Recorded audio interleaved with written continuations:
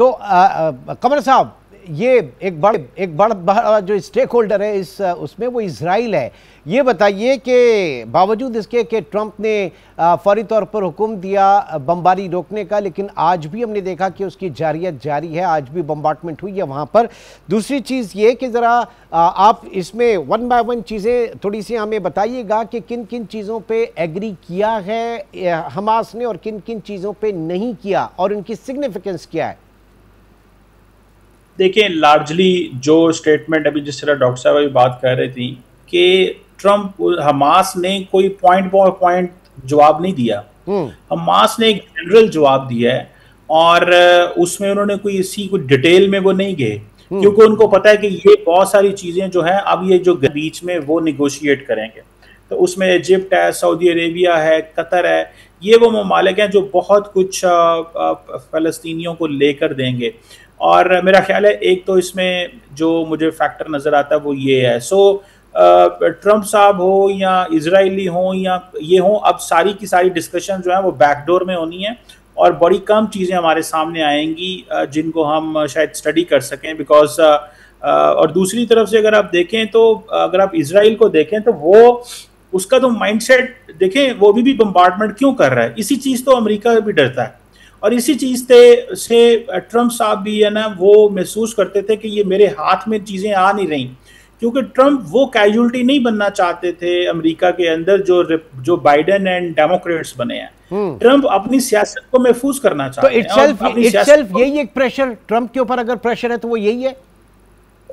मैं जाती तौर पे ये समझता हूं कि जो ट्रंप के ऊपर प्रेशर है वो ये है कि मैं किस तरह अपनी सियासत को महफूज करूं, क्योंकि ट्रंप को अगर आप देखें तो ट्रंप अब जो है अमेरिका के अंदर वो क्रिश्चियनिटी की सियासत को अहमियत दे रहे हैं। वो एक अपनी फैमिली और अपने दोस्तों के क्लब को प्रमोट करना चाहते हैं। उनके देखिए मिडिल ईस्ट में बड़े कमर्शियल कॉर्पोरेट इंटरेस्ट हैं और वो समझते हैं, देखिए फॉर एग्जांपल जो स्टीव विटकॉफ है वो भी तो उनका वही दोस्त है जो रियल स्टेट टाइकॉन है न्यूयॉर्क का। तो वो समझते हैं कि मुझे अपने कमर्शियल इंटरेस्ट मिडिल ईस्ट में भी प्रोटेक्ट करने हैं, मुझे अपनी ये जो right wing ultra conservative politics America के अंदर है इसको भी कंटिन्यू करना है और मुझे पावर में रहना है। अभी जैसे फॉर एग्जांपल थोड़े दिन पहले आपको याद होगा एक लड़का था चार्ली कर्क, जब उसका कत्ल हुआ तो ट्रंप एंड पार्टी ने किस तरह उसको सेलिब्रेट किया। आप देखें, सेलिब्रेट करने से मुराद यह है कि उसको किस तरह उन्होंने जो है वो उसकी जो फाइनल सर्विसेज थी वो किस तरह की कि उसमें सारा टाइम वो क्रिश्चियनिटी और मजहब और इन चीज़ों के ऊपर वो फोकस कर रहे थे।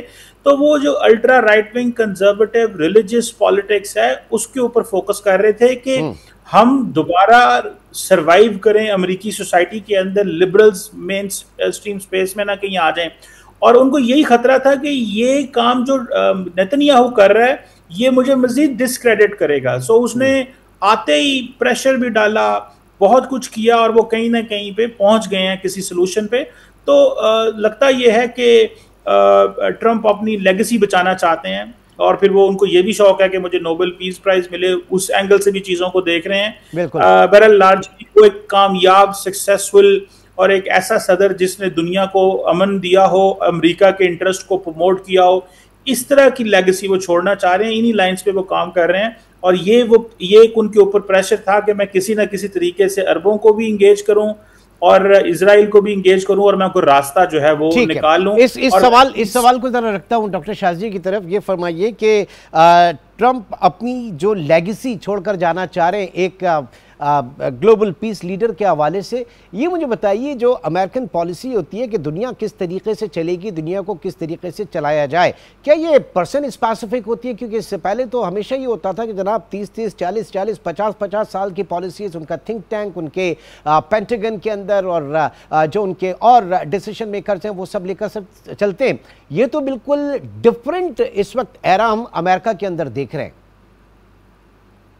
नहीं, ये कभी भी पर्सन स्पेसिफिक नहीं रही है, ये एक टग ऑफ वॉर रही है उस पर्सन की जो कि ओवल ऑफिस में एक कुर्सी पे बैठ जाते हैं और फिर उस स्टेट की जो कि जो परमानेंट, ये एक परमानेंट स्टेट और उस बंदे का वो जो भी विजन लेके आए। क्योंकि इस दफ़ा ट्रंप ने ये कहकर वो इक़्तिदार में आए कि मैं अमन करूँगा, मैं सारे माइग्रेंट्स बाहर निकाल दूँगा और जंगें दोबारा नहीं शुरू करेंगे और अपने मुल्क की इकोनॉमी को बेहतर करेंगे और हम और बस हम और हम हमारे लिए।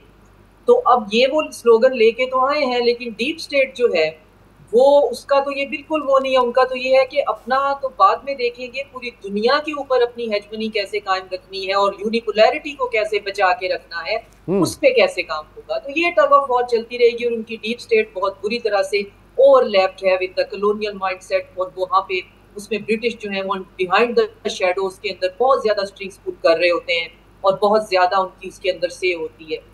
लेकिन अब ये देखने में आया है कि हमें हिस्ट्री में पहली दफा इसराइल जो है वो क्या है वेस्टर्न ऑडियंस ने ये देखा।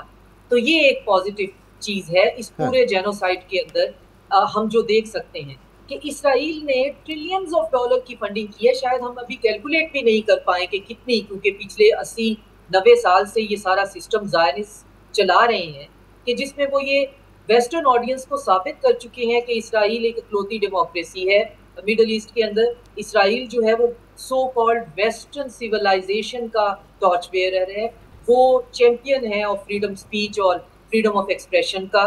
तो अब पहली दफा वेस्टर्न ऑडियंस ने देखा है कि ये है क्या, और फिर एक और जाहिर है कि उन्होंने रियलाइज किया, इस चीज को रियलाइज किया। लेकिन अब सवाल ये पैदा होता है कि ट्रंप का जब भी जाएंगे तो उसके बाद जो डीप स्टेट है उसकी क्या थिंकिंग होगी, दुनिया किस तरीके से आगे बढ़ेगी, और उन सबसे बढ़ के सवाल ये, क्या ये मुआहदा फ़लस्तीन के हवाले से एक हतमी जंग बंदी या वहाँ पर अमन का पैगाम्बर साबित होगा, या आगे भी इश्यूज होंगे, और अगर हैं तो कौन से हैं।